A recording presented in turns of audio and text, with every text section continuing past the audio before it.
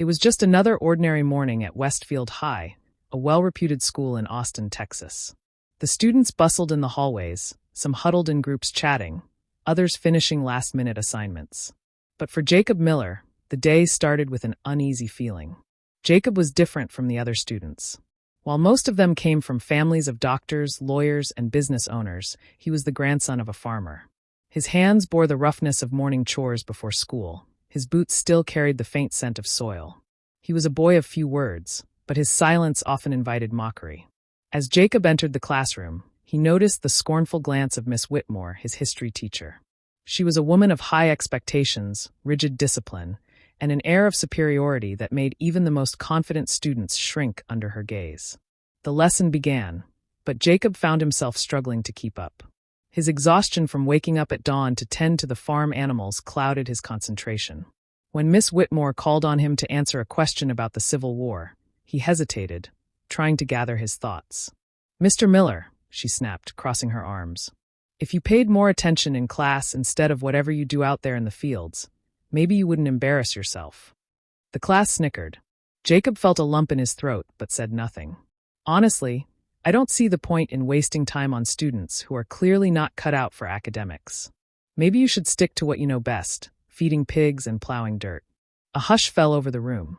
Even those who had laughed earlier shifted uncomfortably. Jacob stood up, his knuckles white from gripping the desk. "I may not be as book-smart as the rest, but that doesn't mean I don't deserve respect," he said, his voice steady despite the storm raging inside him. Miss Whitmore smirked. "Then prove it. Otherwise, leave my classroom." The words cut deep, but Jacob didn't argue. Instead, he gathered his things and walked out, his heart pounding. He had never felt so humiliated. The next day, as the morning sun cast golden hues over the school, an unusual commotion stirred the students. The rhythmic thud of helicopter blades echoed across the sky.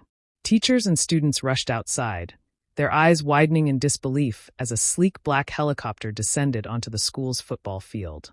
Out stepped a tall, commanding figure in a tailored suit, James Miller, Jacob's grandfather. A man whose name was known across Texas, not just for his sprawling farmland, but for his vast agribusiness empire. He had revolutionized sustainable farming, supplying organic produce to top restaurants and major grocery chains across the country. Jacob followed behind him, his posture straighter, his face unreadable. As they entered the school, a stunned silence settled over the crowd. Even Miss Whitmore, who had never been easily rattled, looked visibly unsettled. "I understand there was an issue with my grandson in your class yesterday," Mr. Miller said, his deep voice carrying through the corridor. Miss Whitmore blinked rapidly. "Mr. Miller, I assure you, I treat all my students equally." "Is that so?" he interrupted, pulling out a check from his coat pocket. "Because this school received significant funding from the Miller Foundation. I built the very science lab you take pride in, and I sponsor the history program you oversee.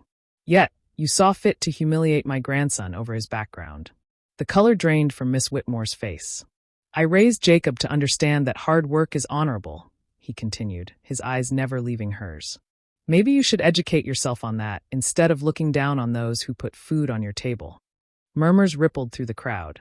Jacob, who had remained quiet until now, stepped forward. "I don't need special treatment," he said. "I just want to be treated with respect, the same as anyone else."